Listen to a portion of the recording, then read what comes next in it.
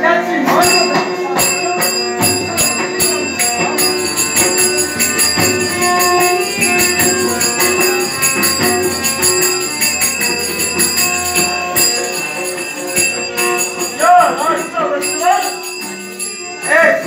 निरीक्षण करतो पण निरीक्षण काय असेल तर आम्हाला ज्याला आपण काय आपल्या हातात ठाणे करून घेतला असेल तर या राष्ट्रात तो राजकर्त्याचा वंशवाद त्याला मानवची सारी सोपं याच्यासाठी एक सरकार अमात्याला शोधते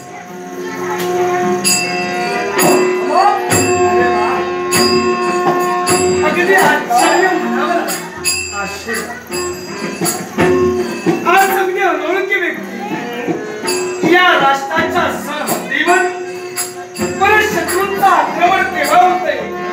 या उदात्त हेतूनच चुडामणी आपण सरहद्दीवर आलो समाधान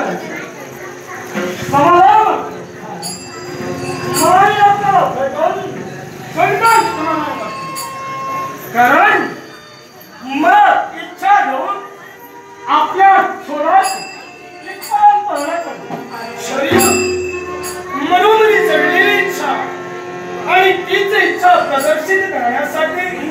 आपण सरहद्दीवर प्रस्थान केला याच्या मुळाची काहीतरी हे का सांगावं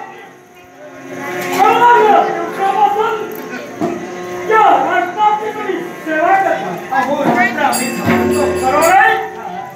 काय मिळालं तुम्हाला अगदी रास्त प्रश्न आपण उपस्थित केला अगदी बालपणापासून या धर्मकुळाची सेवा आम्ही करतो आणि केलेली नोकरीची चाकरी आणि त्याच चाकरीची भाकरी आम्हाला वेळोवेळी मिळाली जाते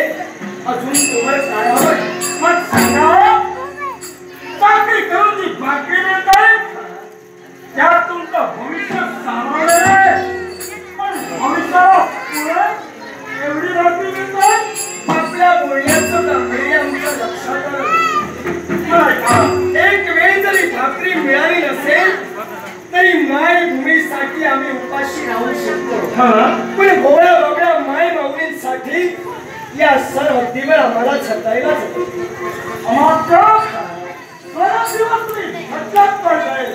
आपलं कर्तव्य पण कर्तव्य करता आपल्या भविष्याला विचार केला पाहिजे पण मला आश्चर्य वाटतं आपण सुद्धा या धर्मपुराची सेवा करता प्रत्येकाला आपलं मासिक वेतन दिलं जातंय